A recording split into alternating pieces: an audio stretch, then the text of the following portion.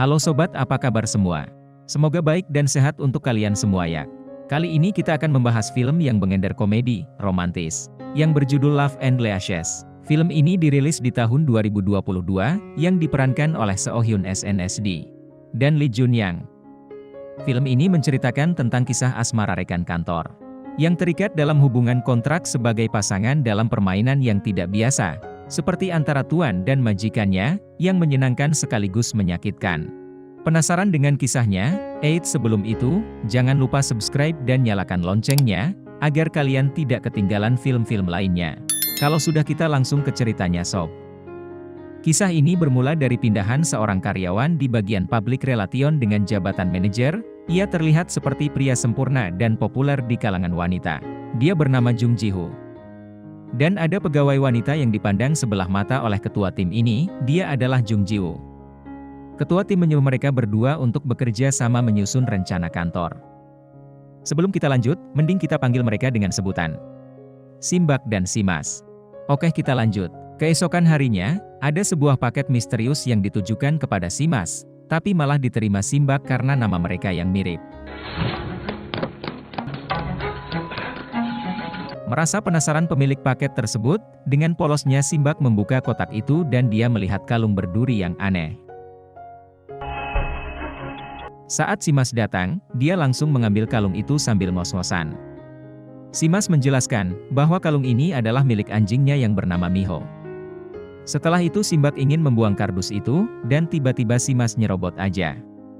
Semua isi di dalam kardus itu terjatuh, dan Simbak melihat kupon diskonan kalung itu, ternyata kalung itu untuk manusia.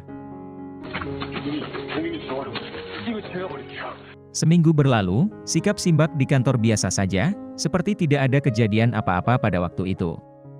Simas berkonsultasi tentang peristiwa yang menimpanya di komunitas BDSM. Keesokan harinya, Simas mencoba membuka percakapan minta maaf tentang kejadian kemarin. Tiba-tiba Simbak lewat, dengan paniknya Simas memakai kepala boneka. Saat mendekat, Simas sangat panik hingga terjatuh, dan saat melepas topeng, Simas mulai jatuh hati. Dengan perasaan cemas Simbak langsung mengantarnya ke rumah sakit. Setelah berobat, mereka berbincang-bincang dan secara tidak sengaja Simas mengakui bahwa ia adalah BDSM. BDSM adalah berbagai praktik atau permainan peran yang seringkali erotis yang melibatkan perbudakan, disiplin, dominasi dan ketundukan, sadomasokisme, dan dinamika antar individu terkait lainnya. Pada saat itu Simbak penasaran dan mengulik arti dari BDSM tersebut. Keesokannya saat makan malam bersama di kantor, Simbak menggerutu tentang bosnya yang menjijikan. Di saat bersamaan Simas mendengar itu, dia merasa terpojok dikira tertuju untuknya. Setelah makan malam selesai, terlihat Simas sedang menangis di balik mobil.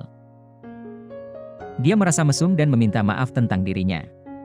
Karena dia hanya menceritakan ini ke mantannya dan dibilang mesum. Simbak menjelaskan, kalau dia itu tidak membencinya, hanya saja karena takut kalau Simas merasa canggung dan sengaja menghindar, sampai Simas merasa nyaman.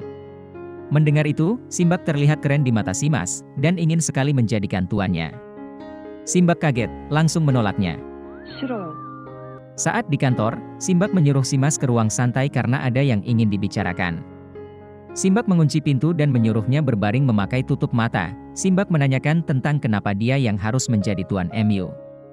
Simas menjelaskan kalau dirinya sebenarnya berpura-pura bersikap dewasa ke orang lain, dan saat melihat Simbak, dia adalah orang yang apa adanya dan sangat dewasa. Simas menyukainya. Setelah percakapan itu, Simbak mempertimbangkan permintaannya menjadi tuan. Tidak lama kemudian, saat pulang kantor, hujan turun dan Simas ternyata menunggu di depan, sebagai rasa peduli dan perhatian pada tuannya. Lalu Simbak memutuskan untuk menjadi tuannya malam itu. Pada malam itu juga, Simbak mempelajari segala bentuk yang berhubungan tentang BDSM, dan menjadi tuan yang baik. Keesokannya di kantor, Simbak membuatkan kontrak perjanjian dengan Simas, bahwa permainan sub dan dom minimal 1 minggu sekali, berlaku selama 3 bulan dan tidak bisa diputuskan secara sepihak. Saat malam tiba, mereka memesan hotel untuk mencoba permainan pertamanya dengan kalung berduri itu.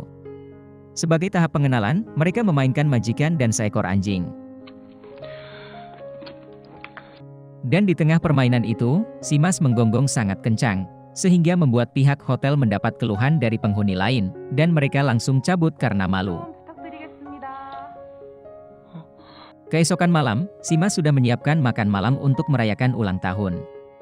Dia memberikan kado sepasang high heels merah, dan memakaikannya. Saat itu Simbak merasa tidak enak karena belum melakukan terbaik.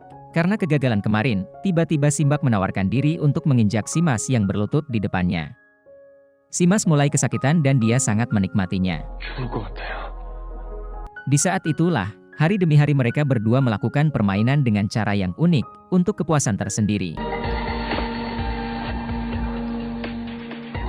Sementara itu, saat aktivitas kantor Simas merasa cemburu dengan kehadiran dari pegawai yang baru diangkat menjadi pegawai tetap, karena Simbak merupakan mentor pegawai tetap itu.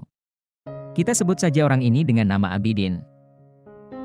Saat berada di toilet, Simas dengan pedenya menawarkan diri, jika ada sesuatu yang sulit dan diketahui oleh Abidin bisa menanyakan padanya. Tetapi Abidin merasa slow aja, karena dia menyukai dengan cara mengajar Simbak. Pada malamnya sebelum pulang kantor, Simas memberi pesan agar bisa bertemu Simbak di dalam kantor. Tanpa basa-basi, Simas ingin dimarahi juga selayaknya atasan dan bawahan, dia juga ingin merasakan sakit, dipukul, dan dimaki. Sementara itu Simbak menyadari dengan perilaku Simas yang cemburu padanya, dalam situasi tak terduga Simbak pun berpikir untuk melakukan permainan tanpa menggunakan alat. Dia melepaskan sabuknya, mengikatnya, memakinya terus-menerus, bahkan sampai membentaknya hingga permainan terhenti oleh Hansip yang datang ke sana.